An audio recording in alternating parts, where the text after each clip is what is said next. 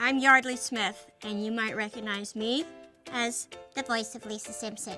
Today, I'm actually going to decorate this cookie like Lisa Simpson.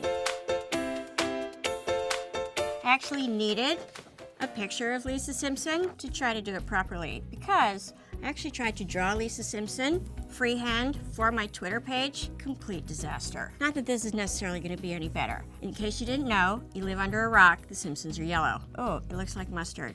Egad. This seems messy. I feel like I need a blotter. For my cookie frosting. Do you know, like when ketchup comes out of the bottle? All right, perfect is the enemy of good. So I've been doing the voice of Lisa Simpson for over 30 years, which is a really long time considering Lisa Simpson is 8, and every time she has a birthday, she turns 8. One of my many favorite things about Lisa Simpson is that she has extraordinary resilience and a great sense of humor. And she's an optimist, so if she was decorating this cookie, she would be like, look, it's great. No, look, it's fantastic. This is actually, I never thought I would ever say this, but drawing and icing seems to be somewhat easier than drawing in real life. So maybe there's hope for me. Should The Simpsons ever get canceled, I can actually work in a bakery. People always ask me if I knew that The Simpsons were going to be a success when we first started. And as an actor, you're lucky and happy to have a job for more than 5 days at a time. Like I did a guest spot on a show called The Big Bang Theory. You may have heard of it. That's a 5-day job. And so when The Simpsons went to series, we were told we were what we call a mid-season replacement. That means that the first 13 episodes started actually as a Christmas special in December 1989. And everybody said, it'll never fly. It'll be 13 episodes and done. The end. And then we hit so big that of course, everybody in show business said, oh my God, we knew it.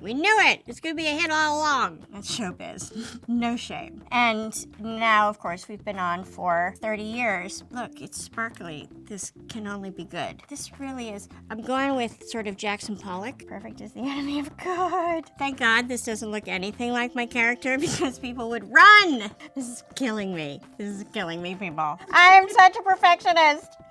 Oh, God. What you might not know about The Simpsons is that it takes 8 months to animate one episode. So when we record an episode, I actually don't see that episode until you see it on the air. So we record it. We do each scene 4 times. And then if it's still not right, they make us do pickups. And then even over the course of those 8 months, they continue to do rewrites. There are at least 3 stages that we can do replace dialogue, what we call ADR, which I just learned like a month ago. How long have I been doing voiceover? 100 years. I just learned it stands for Automated Dialogue Replacement. Who knew? Wow, wow. You know what? This is a cookie like if Ralph was decorating a cookie. Ralph Wiggum. My cookie looks like Lisa Simpson. No, it doesn't, Ralph. Well, I just want to say I'm not going to quit my day job. I'm not sure there's a bakery in this country that would have me. So in addition to doing Lisa Simpson, I also have a fantastic true crime podcast that I co-host with twin detectives Dan and Dave and my friend Zibby Allen. But I know it doesn't seem like making a cookie that resembles a crime scene is a really appetizing idea. So we're going to leave that alone. This says it will make stars. Who doesn't like stars? I love baking shows where you see the bakers do great, detail, and it doesn't look like that.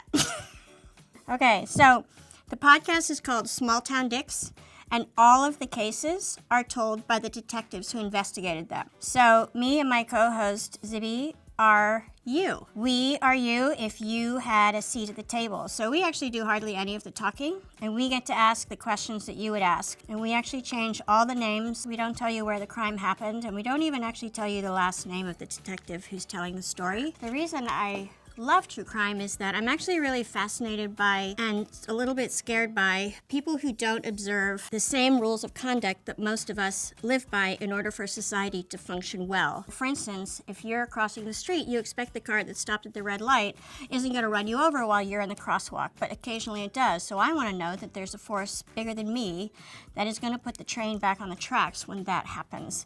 and that's law enforcement. And so to hear these men and women tell these stories of how they do their job, and they all say it's a calling, it's not a job, and how many pieces have to fall into place absolutely perfectly in order for justice to be served is really extraordinary, and it never gets old. We have over 50 cases so far. We're in season 4, although a season does not necessarily correspond with a calendar year. We're a little bit less than 2 years old. We file Freedom of Information Acts and get suspect interviews and 911 calls. And, you know, we really try to do our homework, and we try to do it well. And as you can see, I have trouble doing 2 things at once. Multitasking is highly overrated. This cookie is abstract because, you know, I'm not doing a crime scene, although you might argue by the time I'm done with it, it looks like a crime scene. Yeah, so I'm a really good cook. I'm not a good decorator. My mother taught me how to read a recipe, which I think is a really good skill, because recipes actually aren't always very well written.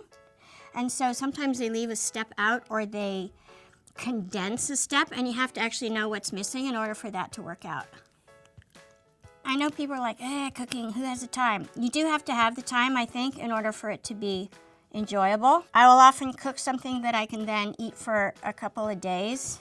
And then when I come home from work, I don't actually have to think about what I'm going to eat that night, which is lovely. I feel like this is sort of turning into a patriotic cookie. Maybe not the worst thing ever. If this cookie was in a case with a bunch of other cookies, and like a 3-year-old girl came up to the case and she was eye level with this cookie and other cookies, she would be like, Mom, that's the cookie I want. That makes me feel pretty good. I feel like I pretty much count on that.